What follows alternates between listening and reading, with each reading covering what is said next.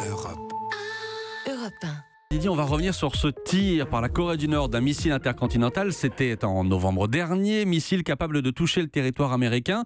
Ça avait été une surprise à l'époque pour les experts en prolifération nucléaire. Bah oui, puisque les techniciens nord-coréens ont subitement démontré leur maîtrise d'une portée supérieure à 10 000 km, alors qu'un essai qui avait été réalisé au mois de juillet n'avait atteint que 1000 km. Donc une multiplication par 10 de leur capacité en à peine un trimestre, ça indiquait vraisemblablement l'accès à une nouvelle technologie, et tout le monde se demandait qui avait bien pu la leur fournir. Alors, Iran, Pakistan, Chine, Russie, les usual suspects, je vous dis pas, la suspicion était vraiment à son comble. Eh bien, le Washington Post, dans une enquête très fouillée, publiée dans l'édition du jour, livre une piste intéressante et qui semble corroborée par les centres de recherche spécialisés. Pyongyang aurait réussi, figurez-vous, à mettre la main sur des plans ultra secrets de missiles sous-marins récupérés en 1993, après la chute de l'Union soviétique, par un consortium privé russo-américain. Alors ça fait un peu spectre dans James Bond, mais il y a un côté James Bond, oui. Voilà.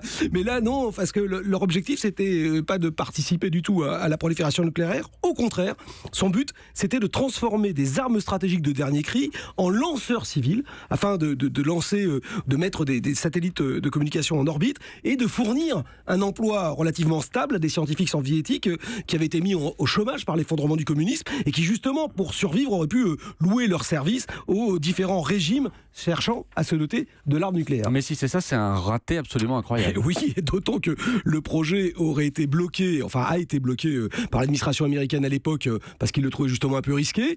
En revanche, une partie des savants au chômage pourrait parfaitement avoir décidé de poursuivre seul cette aventure et se serait tourné vers les Nord-Coréens. C'est en tout cas l'analyse de plusieurs experts américains interrogés par le Washington Post qui remarquent d'énormes similitudes entre les plans de missiles sous-marins récupérés à l'époque par la fameuse société russo-américaine là, et les derniers engins qui ont été tirés par Pyongyang. Et vous le savez, tout le monde peut poser une question dans cette figure libre. Daniel ? Oui, moi j'ai une question. Je m'étonne du fait que du temps qu'il a fallu entre la récupération de ces plans et la création de missiles opérationnels. C'est assez perspicace parce que c'est l'interrogation que s'étaient posée les experts.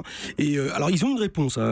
Et leur réponse est qu'il était très difficile d'obtenir les machines nécessaires à la réalisation de ces engins, particulièrement pour la Corée du Nord qui était sous embargo international assez sévère. Alors l'explication vaut ce qu'elle vaut. Honnêtement, moi je suis pas capable de me prononcer sur des questions aussi techniques, mais toujours selon ces spécialistes, les progrès qui ont été réalisés, particulièrement par exemple dans le domaine des ordinateurs personnels au cours des dernières années, permettraient aujourd'hui de développer sans difficulté des engins qui étaient d'excellent niveau dans les années 90, et ce qui est honnêtement très largement suffisant pour la Corée du Nord. Merci Didier. François.